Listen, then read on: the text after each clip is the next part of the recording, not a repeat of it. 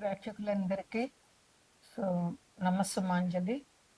శుక్లాంబరధరం విష్ణుం శశివర్ణం చతుర్భుజం ప్రసన్నవదనం ధ్యాయేత్ సర్వవిఘ్నోపశాంతయే. అగజానన పద్మార్కం గజానన మహర్నిశం అనేకదంతం భక్తానాం ఏకదంతముపాస్మహే ఏకదంతముపాస్మహే. మనం ఇప్పుడు ఏప్రిల్ నెలలో మాస ఫలితాలు చెప్పుకుంటున్నాము. ఏప్రిల్ నెలలో మనకి ముఖ్యంగా వచ్చేటటువంటి పండుగ ఏంటంటే ఏప్రిల్ 17 తర్వాత 17 అమావాస్య ఉంది. 18వ తారీఖు నుంచి వైశాఖ మాసం మొదలవుతుంది. అందువల్ల వైశాఖ మాసంలో వచ్చేది అక్షయ తృతీయ. అది ఆ పండుగ. ఆ రోజు లక్ష్మీదేవిని పూజించాలి. ఇంతకు మించి ఏప్రిల్లో మనకి ఇంకా పండుగలు ఏమీ లేవు. ఇక రాశి ఫలితాలు చెప్పుకోవాలంటే తదుపరి రాశి ధనుసు రాశి. ధనుసు రాశికి అధిపతి గురువు. ఈయన మీకు సప్తమంలో ఉండి మీ ధనుసు రాశిని లగ్నంగా చేసుకుంటే సప్తమంలో గురువు ఉండి మిమ్మల్ని సప్తమ దృష్టిలో వీక్షణ చేస్తున్నారు. తన ఇంటిని తను చూసుకుంటున్నారు అనమాట. ధనుసు రాశిలో ఉండే నక్షత్రాలు ఏంటంటే మూల 4 పాదాలు, పూర్వాషాఢ 4 పాదాలు, ఉత్తరాషాఢ 1 పాదం ఉంటాయన్నమాట. వీరికి ధనుసు రాశి నుంచి గురువు దృష్టి వల్ల ఈ ధనుసు రాశిని లగ్నంగా చేసుకుంటే గ్రహాల పరిశీలన ఎలా ఉందంటే అంటే ధనుసు నుంచి 3వ ఇంట్లో కుంభంలో రాహువు, బుధుడు, కుజుడు ఉన్నారు. 4వ ఇంట్లో శని, రవి ఉన్నారు. 5వ ఇంట్లో అంటే మేషంలో శుక్రుడు ఉన్నాడు. 7వ ఇంట్లో గురువు ఉన్నారు. 9వ ఇంట్లో కేతు ఉన్నారు. ఇది మీకు ఈ ఏప్రిల్ 1వ తారీఖు ఉన్న గ్రహాల స్థితిగతులు. అయితే ఈ గ్రహాలు మళ్ళీ మారుతాయి. రవి ప్రతి నెల రవి ఒక రాశిలో ఒక నెలే ఉంటాడు. అందువల్ల రవి 15వ తారీఖున ఏప్రిల్ 15న మేనంలోంచి మేనంలోంచి మేషంలోనికి వెళ్తారు. అదే ఏప్రిల్ 11వ తారీఖున కుంభంలో ఉన్న బుధుడు మేనంలోనికి వెళ్తారు. ఏప్రిల్ 3వ తారీఖున కుంభంలో ఉన్న కుజుడు మేనంలోనికి వెళ్తారు. ఇంకా మేషంలో ఉన్నటువంటి శుక్రుడు ఏప్రిల్ 20వ తారీఖున మేషం నుంచి వృషభంలోనికి వస్తారు. ఇది ఈ నెలలో రాసులు మారేటటువంటి గ్రహాల పరిశీలన. ఇక ఏప్రిల్ 17వ తారీఖున అమావాస్య ఉంది. ఏప్రిల్ 17 అమావాస్య అయింది కనుక ఏప్రిల్ 18 నుంచి వైశాఖ మాసం ప్రారంభమవుతుంది. వైశాఖ మాసంలో వచ్చేటటువంటి ముఖ్యమైన పండుగ అక్షయ తృతీయ. ఈరోజు మన యాదగిరి లక్ష్మీ నరసింహస్వామికి గంధంతో అలంకరణ చేస్తారు. అది చాలా విశిష్టమైన పండుగని చెప్పాలి లక్ష్మీ నరసింహస్వామికి. అందువల్ల మీరు ఈ మాసంలో లక్ష్మీ నరసింహస్వామి దర్శనం చేసుకోవడం అనేటువంటిది చాలా మంచి ఫలితాలని ఇస్తుంది. ఇక మీకు ఎలాగుంటుందంటే చాలా బాగా ఉంటుంది. గురువు దృష్టి ఉంది మీకు. అందువల్ల గురు బలం కూడా ఉంది కనుక మీకు ఎలా ఉంటుందంటే మిమ్మల్ని ఎవరినైనా విమర్శిస్తే దానికి రిటర్న్గా మంచి సమాధానం చెప్పేస్తారనమాట. అంటే ఏ మాత్రం తగ్గకుండా వాళ్ళు ఇచ్చిన విమర్శని మీరు మనసుకి మంచి విమర్శ అయితే పర్వాలేదు, చెడు విమర్శ అయితే మనసుని కష్టపెట్టుకోకుండా దాన్ని తగ్గట్టుగా మీరు రిప్లై ఇచ్చేటటువంటిగా తెలివితేటలు మీ దగ్గరికి ఉంటాయన్నమాట. కొంచెం కొద్దిగా అనారోగ్యం ఏదో ఉంది అనేటటువంటి ఫీలింగ్ మీకు ఉంటుంది అనమాట. అనారోగ్యం ఉంది అనే భావన మానుకోండి. అది ఉన్నదానికంటే ఈ ఫీలింగ్ మనకి ఎక్కువ అనారోగ్యాన్ని తీసుకొస్తుంది. అందువల్ల నాకేమీ లేదు, నేను ఆరోగ్యంగా ఉన్నాను అని అనుకోవడంలో మనిషికి ఇబ్బంది లేకుండా ఉంటుంది. నేను బాగున్నాను అని అనుకుంటే మనం మానసికంగా దృఢంగా ఉంటాం. లేదా ఏమీ లేకుండా నాకు ఏదో ఉంది అని అనుకుంటే అది మనసుని నిర్వీర్యం చేసేసి నిజంగా అనారోగ్యం లేకపోయినా మనం ఉందనుకుని ఫీల్ అయిపోతూ ఉంటాం అనమాట. అందువల్ల అనారోగ్య భావనలు మనసులోనికి రానీయకండి. ఇంకా శుభకార్యాలు చేస్తారు. ఈ నెలలో మీరు పెళ్ళో ఏదో ఒక ఇంట్లో శుభకార్యం అనేటటువంటిది జరుగుతుంది అనమాట. ఇంకా మీరు ఏవైతే పనులు ఈ మాసంలో ప్రతి ఒక్కరు కూడా ఒక ప్రణాళిక వేసుకుంటారు కదా, ఈ రోజు ఇచ్చేయాలి లేకపోతే ఈ నెలలో ఇచ్చేయాలి, టార్గెట్లు పెట్టుకుంటాం. టార్గెట్లు పెట్టుకుందే మనం ఏ పని చేయలేం. టార్గెట్ పెట్టుకుందో దాన్ని అధిగమించినప్పుడు కలిగే సంతోషం అంతా ఇంత కాదు. అట్లాగే మీరు పెట్టుకున్న టార్గెట్లు మీరు ఫుల్ఫిల్ చేయగలుగుతారనమాట. అంటే మీరు అనుకున్న పనులన్నీ చక్కగా పూర్తి చేసేటటువంటి సామర్థ్యం, సమయం మీకు ఉంటుంది అనమాట. అవకాశం కూడా ఉంటుంది. అట్లాగే విద్యార్థులు ప్రణాళిక అంటే ప్లానింగ్‌గా చదువుకోవడం అనేటువంటిది చాలా మంచిది. ఇది ఒకరోజు ఎగ్జామ్స్ ఎన్ని రోజులు ఉన్నాయో చూసుకొని, దాని ప్రకారం మీకున్న సబ్జెక్ట్‌లని డివైడ్ చేసుకొని, ఒకరోజు మీకు బాగా వచ్చిన సబ్జెక్ట్ అయితే కొంచెం తక్కువ టైము, బాగా రాని సబ్జెక్ట్ అయితే కొంచెం ఎక్కువ టైం ఇచ్చి, మీరు ప్రణాళిక వేసుకొని, రోజుకి ఇన్ని గంటలు చదవాలి, ఇన్ని గంటలకు లేవాలి, ఇన్ని గంటలకు పడుకోవాలి, ఇలా టైం వేస్ట్ చేయకూడదు, ఇన్ని రోజుల్లో ఇది కంప్లీట్ చేయాలి అనేటువంటి ప్రణాళిక వేసుకుని మీరు చదవడం వల్ల మీకు చాలా బాగుంటుంది. ఇంకా మీ తోడబుట్టిన వాళ్ళందరితోటి కూడా మీకు సత్సంబంధాలు ఉంటాయి. ఎటువంటి ఇబ్బందులు లేకుండా తోడబుట్టిన వారితో ఆనందంగా, ఆరోగ్యంగా గడుపుతారనమాట. మీకు ఏదైనా ఒక పని చెయ్యాలి అని అనుకుంటే అది మీకు ఆ శక్తి చాలా ఎక్కువ. సంకల్ప శక్తే మనకి ఏ పనైనా చేయగలిగే పూర్తి చేయగలిగేటటువంటి అవకాశం ఇస్తుంది. అందువల్ల మీరు చేసుకునే సంకల్పం దృఢంగా ఉంటే మీకు ఆ పని పూర్తయిపోతుందనమాట. ఇంక ఉద్యోగులకి మంచి ఇంక్రిమెంట్లు వస్తాయన్నమాట. వాళ్ళ ఆదాయం పెరుగుతుంది.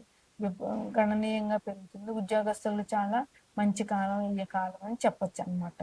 సుదీర్ఘ వ్యాజ్యాల్లో పరిష్కారం ఎప్పటినుంచో కానటువంటి గొడవలు ఏమైనా ఉంటే కనుక ఆ గొడవలు కోర్టు గొడవలు ఎప్పటినుంచో ఏమైనా ఉంటే అవి పూర్తిగా అయిపోతాయన్నమాట. అంటే అందులో మీకు లాభం ఉంటుందన్నమాట. వాటి పరిష్కారాలు వచ్చేస్తాయన్నమాట. వృత్తి వ్యాపారాల్లో కూడా చాలా బాగుంటుంది. మీకు ఆదాయం కూడా బాగా పెరుగుతుంది. ఆదాయంలో ఇబ్బందులు ఏముండవు మీకు. ఆదాయం పెరుగుతుంది. వాహనం సౌఖ్యం ఉంది. అలాగే సంతాన సౌఖ్యం ఉంది. అంటే ఎవరైతే పిల్లలు కావాలని అనుకుంటున్నారో వాళ్ళకి పిల్లలు పుడతారు.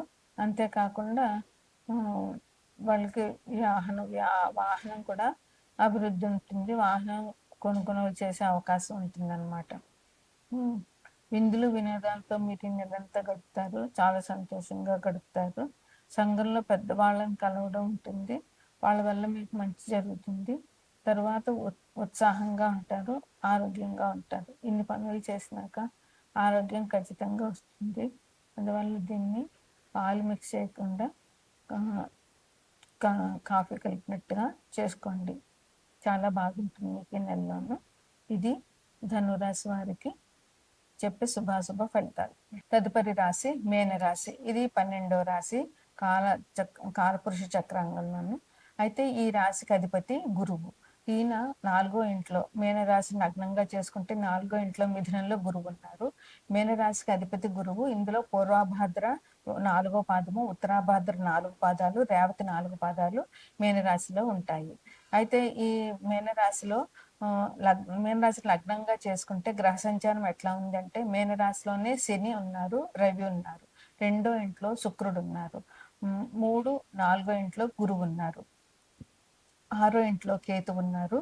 వ్యయంలో రాహువు, బుధుడు, శుక్రుడు. అంటే రాహువు, బుధుడు, కుజుడు. అంటే కుంభంలో రాహువు, బుధుడు, కుజుడు ఉన్నారు. అంటే ఇటు వ్యయంలో పాపగ్రహాలు ఉన్నాయి, లగ్నంలో పాపగ్రహాలు ఉన్నాయి.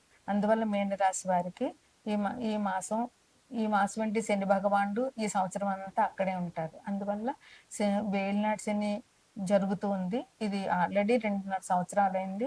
ఇప్పుడు 2.5 సంవత్సరాలు, ఇంకా 5 సంవత్సరాల వేళకి పూర్తిగా ఉన్నది. అందువల్ల మీన రాశి వాళ్ళకి శని వల్ల ఇబ్బందులు మధ్యస్థంగా ఉంటాయన్నమాట. అంటే ఆల్రెడీ మొదలైపోయి 2.5 సంవత్సరాలు గడిచిపోయింది కనుక అంత ఇబ్బందులు లేకపోయినా కొంచెం జాగ్రత్తగా వ్యవహరించాల్సిన అవసరం మీన రాశి వారికి ఉంటుంది. ఎందువల్ల అంటే శని భగవానుడు న్యాయంగా, ధర్మంగా లేకపోతే ఇబ్బందులు పెట్టడం అనేది ఖచ్చితంగా చేస్తాడు. న్యాయంగా, ధర్మబద్ధంగా ఉంటే వాళ్ళు ఎటువంటి ఇబ్బందులు లేకుండా శని భగవానుడు వాళ్ళ జీవితం సాఫీగా వెళ్ళిపోయేలా చేస్తాడు. ఆయన చెడ్డ గ్రహం, పాపగ్రహం అని అనుకుంటాం కానీ నిజమైన ధర్మమైన గ్రహం ఆయన.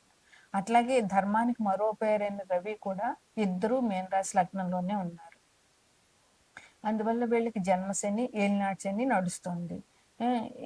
దీనివల్ల ఏంటంటే ఒత్తిడి బాగా తీసుకొస్తాడు శని భగవానుడు. ప్రతి చిన్న విషయానికి ఆందోళన పడిపోవడము, దానివల్ల భయం పెంచుకోవడము, ఆ ఆందోళన వల్ల, ఈ భయం వల్ల తప్పులు చేయడము. అందువల్ల ఆందోళన పడకుండా నేను ధర్మంగా ఉన్నాను, నాకు దేవుడు అనుకూలంగా ఉంటాడు అని నిరంతరం అనుకుంటూ ఉంటే మనం ఏది నిరంతరం జపిస్తూ ఉంటామో, తలుస్తూ ఉంటామో అదే మనకి జరుగుతుంది. అందువల్ల ఎప్పుడు చెడు ఆలోచించకుండా, నెగిటివ్ థాట్స్ లేకుండా పాజిటివ్ థాట్స్ ఒకటి ముందుకెళ్ళండి. అలాగే నాకు మంచి జరుగుతుంది, నేను బాగానే నేను ధర్మంగా ఉన్నాను, ధర్మంగా ఉంటాను, ఆ ధర్మంగా ఉండేలా చెయ్యి భగవంతుడా అని దేవుడికి దండం పెట్టుకోండి. అప్పుడు మిమ్మల్ని దేవుడు మంచి మార్గంలో నడిపిస్తాడు. మనం ఏది కోరితే అది భగవంతుడు మనకు ప్రసాదిస్తాడు కదా. అందువల్ల ఆందోళన, కోపం, ఉద్రేకం, బద్ధకం ఇవన్నీ శని లక్షణాలే. ఉద్రేకం, కోపం ఉంటుంది. బద్ధకం ఇంకా శని భగవానుడికి మొట్టమొదటి లక్షణం. అందువల్ల ఈ బద్ధకాన్ని మనకు పెడతాడు, కానీ ఆ బద్ధకాన్ని మనమే అధిగమించి జాగ్రత్తగా ఉండాలి. అలాగే ఆరోగ్యానికి కూడా ఇబ్బందులు వచ్చేటటువంటి అవకాశాలు ఉన్నాయి. ముందే ఆరోగ్యం గురించి జాగ్రత్త వహించండి. ఇంకా మీకు అవమానాలు కూడా కొంచెం జరిగే అవకాశం ఉంటుంది. అందువల్ల ఎవరితోనైనా మాట్లాడేటప్పుడైనా, ఏదైనా ఎవరికైనా ఒక సలహా చెప్పేటప్పుడైనా, లేదా ఎవరికైనా ఒక పని చేసేటప్పుడైనా దానివల్ల ఎలాంటి పాజిటివ్ ఉంటుంది, ఎలాంటి నెగిటివ్నెస్ ఉంటుందని ఆలోచించి అప్పుడు మీరు ముందుకెళ్ళండి. దానివల్ల మీకు అనవసరంగా వచ్చే అవమానాలన్నీ తగ్గిపోతాయి అన్నమాట. అలాగే జీవిత భాగస్వామితో కూడా పరస్పర విభేదాలు ఉంటాయి. అది మీరు ఇద్దరూ పరిష్కరించుకోవాల్సిందే. అది ఎవరు ఏం చేయలేరు కనుక జాగ్రత్తగా ఇద్దరు కూర్చోవడం, ఆలోచించుకోవడం, సమస్య నుంచి బయటకు రావడం చేయాలి. ఇంకా సహాయ సహకారాలు కూడా ఉంటాయి. మీరు మంచిగా ఉంటే వాళ్ళ సహాయ సహకారాలు కూడా మీకు ఉంటాయి అన్నమాట. అన్నింట్లో కూడా మీరు జాగ్రత్తగా ఆలోచించితే, మంచిగానే ధర్మంగా ఉంటే అన్ని పనుల్లో కూడా ఎన్ని చికాకులు చెప్పినా అన్ని చికాకులు కూడా అధిగమించగలుగుతారనమాట. అయితే మీకు బాధ్యత ఎక్కువగా ఉంటుంది. బాధ్యతతోటే ప్రవర్తిస్తూ ఉంటారు. అందువల్ల మీ బాధ్యతాయుతమైన ప్రవర్తన వల్ల మిమ్మల్ని తొందరగా ఎవరు అపార్థం చేసుకునే అవకాశం ఉండకుండా ఉంటుంది. అట్లాగే క్రమశిక్షణ పాటించండి. తప్పకుండా శని భగవానుడికి కావాల్సిన క్రమశిక్షణ.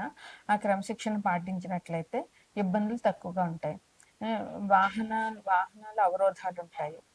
విద్యార్థులకు అంకిత భావం ఉండాలి. విద్యార్థులు జాగ్రత్తగా అంకిత భావంతో పనిచేయాలన్నమాట. అందువల్ల వాళ్ళకి చదువు బాగా వస్తుంది, విద్యార్థులు బాగుంటారు అనమాట. దానివల్ల విద్యార్థులకి మంచి అభివృద్ధి ఉంటుంది. అంటే ఈ మీనరాశి వారికి ఈ రకమైనటువంటి